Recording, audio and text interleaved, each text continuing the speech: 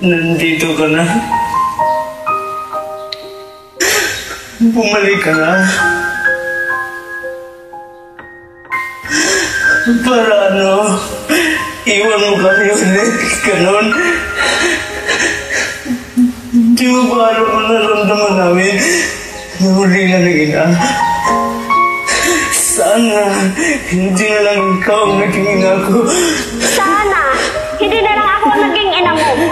Sana hindi rin kita naging anak. Ngayon, kung iniisip mo na hindi mo ako pinili bilang ina mo, sana inisip mo rin na hindi ito ang buhay na pinili ko para sa inyong mga anak ko. Kung iniisip mo na sana binalik kita sa tiyan ko, sana iniisip mo rin ang ilang beses ko ginusto na hindi kayo pinanganak. Para hindi nyo maranasan ang hirap dito sa mundo. Pero nandito na ako. Nandyan kayo. Kahit nandito na ako, saan maglupalok ng mundo, dala-dala ko ang obligasyon ko sa inyo na mabigyan kayo ng magandang buhay dahil magulang nyo ako. Hindi mo ako naiintindihan. Anong binibigay mo sa amin? Hindi ko iniit. Ang lahat ng mga yun, kayo ang gusto ng hindi ako. Dahil mahal ko kayo. Dahil mahal ko kayo. Ngayon, sabihin mo sa akin. Sinasabi mo na hindi kita maintindihan. Bakit, Carlo? Ako pa inintindi mo kahit minsan. Bilang isang ina sa inyong mga anak. Sarili mo lang inintindi mo. Sana, kahit minsan, bigyan mo ako ng halaga ng paghihirap ko sa inyo. Lahat ng sakripisyo ko sa inyo.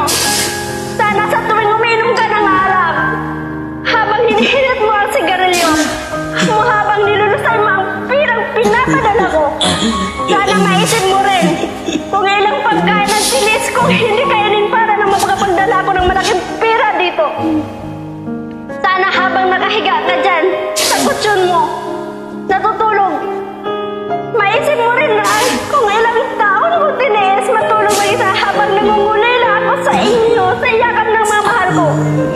Sana maisip mo kahit kaunti kung gaano kasakit sa akin ang mag-alaga ng mga batang hindi ko ano-ano samantalang kayong mga anak ko hindi ko man lang malagaan. Alam mo ba kung gaano kasakit yun sa isang ina? Alam mo ba gaano kasakit yun?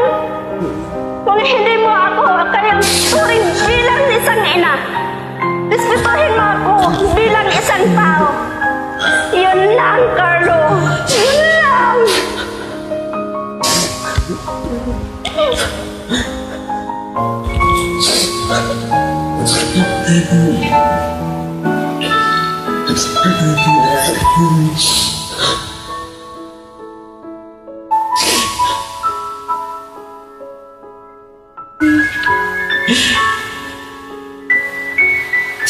Hindi ko na-appreciate yung ginawa mo sa akin. Patawarin mo ako na Dahil ako mismo nagkulang at hindi ko naiintindihan dati. Pero ngayon, naiintindihan ko na po bakit mo kayo umalis. Para po pala sa kinabukasan namin. Ngayon, patawarin mo ako. Patawarin niyo po.